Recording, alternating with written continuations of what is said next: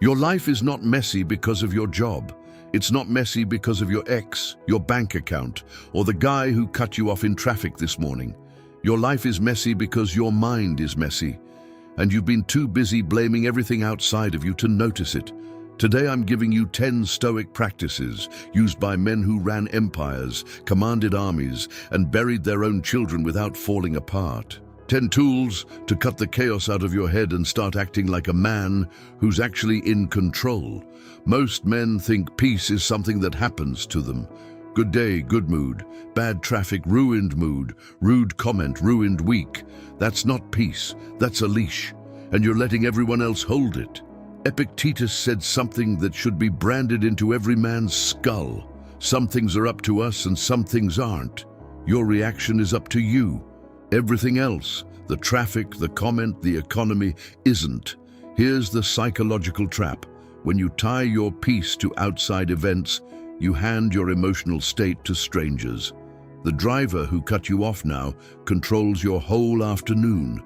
A stranger on the internet controls your mood for the day. You didn't sign up for that, but you keep re-signing the contract every single day you react instead of choose. Now you might be thinking, so I just don't care about anything. That sounds cold. No, it's the opposite. You care more about the things that actually matter because you stop wasting your energy on things you can't touch. Think of your attention like ammunition. You've got a limited supply. Every time you waste a round getting furious at something you can't control, you've got one less round for the fight that actually matters. There was a man, a foreman on a construction site, who got reamed out by his boss in front of his whole crew over a mistake that wasn't even his. Old him would have gone home, kicked the dog, yelled at his kids, ruined dinner. New him, the one who started reading Marcus Aurelius on his lunch break, looked at it differently. He said later, "My boss's anger is his problem. My job is to fix the mistake and go home a man, not a wounded animal." That's the shift. That's the whole game. Look around your life right now. The extra scrolling, the people who drain you and give nothing back, the subscriptions, the noise, the second phone check 5 minutes after the first one. None of that is neutral. It's all costing you something. Focus, time, self-respect. Seneca lived surrounded by wealth and still trained himself in simplicity because he knew comfort makes men soft if it's not controlled. He'd deliberately eat plain food and wear plain clothes for a few days at a time, just to prove to himself he didn't need the excess to function. That's not deprivation, that's training. Here's the part men get wrong. They think cutting things out means punishing themselves. It's the opposite. You're not punishing yourself. You're stripping away what's weighing you down so what's actually valuable can stand out. Picture carrying a backpack stuffed with rocks you picked up without noticing. Every distraction, every low-value relationship, every hour burned on garbage content, another rock. You don't need motivation to walk faster. You need to take the rocks out. You don't owe an explanation for cutting dead weight. Not to the friend who only calls when he needs something. Not to the habit that makes you feel numb instead of alive. Cut it. No guilt. A man who apologizes for protecting his own mind has already lost the fight. Here's a hard truth most men never accept. Your circumstances are not going to get easy enough for you to finally feel in control. There is no finish line where life stops throwing punches. The Stoics didn't wait for smooth waters. They trained to sail through storms. Marcus Aurelius ran the most powerful empire on earth while dealing with plague, war, betrayal, and a body that was falling apart. He didn't write Meditations because his life was calm. He wrote it because his life was chaos, and he needed to train his mind daily just to stay standing. The common belief is, I'll get my mind right once things settle down. That's backwards. Things never fully settle. You get your mind right first, and that's what lets you function inside chaos instead of being controlled by it. Think of it like a soldier. You don't train on the battlefield. You train in the gym, on the range, in the drills, long before the bullets are real, so that when chaos actually hits, Your body already knows what to do without your mind panicking. Same with your emotions. You don't build discipline in the moment of crisis. You build it in the small, boring moments, the workout you don't want to do, the argument you choose not to escalate, the urge you don't act on. Those reps are what make you solid when the real test comes. Most men have an inner voice that talks to them worse than they'd ever let another man talk to them. You're an idiot. You always screw this up. Nobody respects you. If a friend said that to you once, you'd cut him off. But you let that voice run unchecked in your own head every single day. The Stoics were obsessive about guarding the mind because they knew the mind is where the first battle is won or lost. Marcus Aurelius reminded himself again and again not to let his mind be a dumping ground for garbage thoughts. He treated his own thinking like territory to defend. You might say, isn't that just being soft on myself? No. It's the opposite of soft.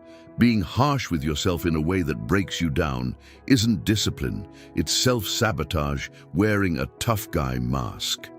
Real discipline holds you to a high standard and respects you enough to speak to you like a man who can actually meet it. Think of your mind like a house. You wouldn't let a stranger walk in and trash the place daily. But that's exactly what you're doing when you let every negative, exaggerated, self-destructive thought move in rent-free. Start correcting it out loud if you have to, not with empty affirmations, with truth. That was a mistake. Fix it. Move on. That's the tone of a man in control, not a man who's already given up before he starts. Every man has one. The conversation he hasn't had. The workout he keeps postponing. The decision he's been dodging for months because facing it feels heavier than avoiding it. Here's what almost nobody tells you. Avoidance doesn't reduce the weight. It just adds interest to it. The longer you dodge it, the heavier it gets and the more power it has over your mind in the background, even when you're not thinking about it directly. The Stoics called this facing what's in front of you with virtue instead of running from discomfort. Not because discomfort feels good, it doesn't, but because avoiding it costs you more than confronting it ever will. Here's the psychological piece. Unresolved things don't disappear just because you stop looking at them. They sit in the back of your mind, quietly draining energy, showing up as tension, irritability, and that low-grade anxiety you can't quite name. You feel off, and you don't even know why. Because the thing you're avoiding is still open, still unresolved, still running in the background like a program eating your battery. Picture a soldier with an untreated wound, still marching, pretending it's fine. It's not fine. It's getting worse with every step, and it will eventually stop him, usually at the worst possible moment. Face it early. Face it while it's small. A man doesn't need to feel ready to do the hard thing. He does it because it's hard, and because doing it is what separates him from the version of himself that keeps waiting for the right moment that never comes. This one cuts deep because most men won't admit how much of their behavior is secretly built around being liked, approved of, or validated.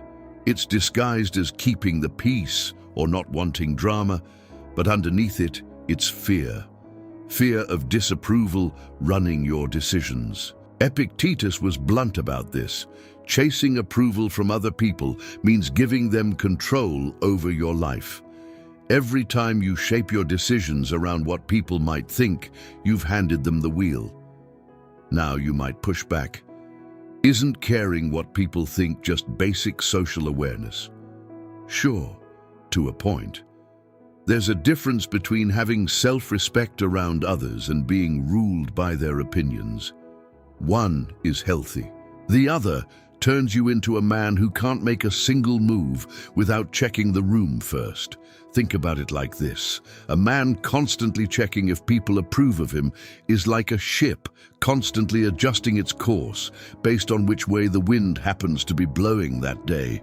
He never actually arrives anywhere because he never had his own direction to begin with.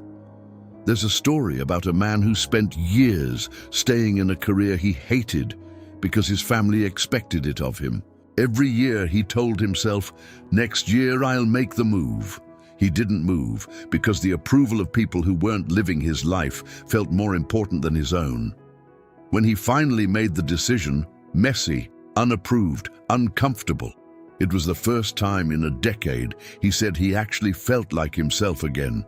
This is the core of everything the Stoics taught, and most men only understand half of it. They hear, "Accept what you can't control," and think that means passivity. Sit back, accept everything, don't fight for anything. That's a complete misreading. The Stoics weren't passive men. Marcus Aurelius commanded armies. Seneca ran affairs of state. Epictetus survived slavery and built a life of influence afterward. None of them sat around accepting their way into greatness. They accepted what genuinely wasn't theirs to control: other people's choices, the past, random misfortune, and then went to war on everything that was theirs to control: their effort, their discipline, their response. Here's the objection you might have. Isn't that just an excuse to give up on hard things? No, it's the opposite. It's what lets you stop wasting energy on things you can't change so you can pour all of it into the things you can. A man who fights everything, controllable or not, burns out. A man who accepts the uncontrollable and attacks the controllable becomes unstoppable in the areas that actually matter. Picture a boxer in the ring. He can't control that his opponent is bigger, faster, or has a longer reach. What he can control is his footwork, his conditioning, his discipline in the corner between rounds. The boxer who spends his energy resenting his opponent's height loses. The boxer who trains what's actually his to train wins. This sounds heavy, and it is. It's supposed to be. The Stoics practice something called memento mori, remembering death, not to be morbid, but to strip away everything fake and pointless from how you're spending your time. Marcus Aurelius reminded himself constantly that he could lose everything: his position, his health, his life, at any moment. Not to scare himself, to sharpen himself. Because a man who actually understands his time is limited, stops wasting it on grudges, on pettiness, on chasing approval from people who won't remember his name in 20 years. Here's the psychological weight of this. Most men live like they've got unlimited time, which means they treat everything as replaceable. Relationships, opportunities, moments with the people they love. But nothing is replaceable. Not really. Not on the timeline you actually have. Think about it like sand in an hourglass you can't see. You don't know how much is left. Most men act like the glass is full to the top, so they waste handfuls without a second thought. The Stoic assumes the glass could run out today and spends every handful like it matters, because it does. There's a version of this that a lot of men experience firsthand: the wake-up call. A health scare, a friend who dies too young, a diagnosis that reorders everything overnight. Men who go through that almost always say the same thing afterward: that the small stuff they used to fight about, stress about, lose sleep over, suddenly looks embarrassingly small. The Stoic practice is training yourself to see that before the wake-up call forces you to. Modern life is engineered to remove discomfort from your day. Temperature controlled, food delivered, every inconvenience solved with an app. And most men have absorbed the belief that discomfort is something to avoid at all costs, a bug in the system that needs fixing immediately. The Stoics saw it the exact opposite way. Seneca deliberately practiced poverty while wealthy, sleeping on hard floors, eating minimal food, specifically so that discomfort would never again have power over him. He wasn't torturing himself. He was training a muscle most men let go completely soft, the ability to be uncomfortable without falling apart. Here's the objection. Isn't that just unnecessary suffering? Why would I choose to be uncomfortable? Because the man who has never chosen discomfort voluntarily becomes the man who collapses the first time discomfort is forced on him. The man who has practiced it, cold showers, hard workouts, hard conversations, saying no to instant comfort, barely notices when life throws real difficulty at him. He's already been there, on his own terms, 100 times before. Think of it like a vaccine. A small, controlled exposure to something hard builds resistance to the version that could actually take you down. Voluntary discomfort is your immune system for adversity. A man who's been skipping his workouts, avoiding hard conversations, and taking the easy route on everything for years, his tolerance for real difficulty is basically zero. The moment something genuinely hard hits, he has no reps to draw on. Build the reps now on your terms while the stakes are still low. This is the practice that ties every other one together, and it's the one most men resist the hardest, because it removes every excuse at once. Not your father, not your circumstances, not the system, the economy, the people who wronged you. You. The decisions you make today, tomorrow, and every day after, those are what build the man you become. The Stoics were relentless about this. You don't control what happens to you, but you completely control who you decide to be in response to it. Here's the common belief that gets in the way. I'll change once my situation improves. That's a man waiting for permission that will never come. The Stoic doesn't wait for the world to organize itself before he takes ownership. He organizes himself first and lets the results follow. Think of your identity like the foundation of a house. You can hang new paint, buy new furniture, change the furniture in your life all you want. New job, new city, new relationship. But if the foundation is cracked, the house still falls. Ownership is pouring a new foundation. Everything else gets built on top of that. The Stoic doesn't wait for the world to organize itself. He organizes himself, and the rest adjusts around him. That's 10. 10 practices used by men who ran empires, survived slavery, and buried their own children without letting it break them. None of it is complicated. All of it is hard. That's exactly why most men never do it. Now I want to know, out of everything I just laid out, which one hit closest to home? Which one is the thing you've been avoiding? Comment it below. Say it out loud, even if it's just to yourself in the comment section. That's the first step. And if you want more of this, real tools, not empty motivation, subscribe. This channel exists for men who are done reacting and ready to take control.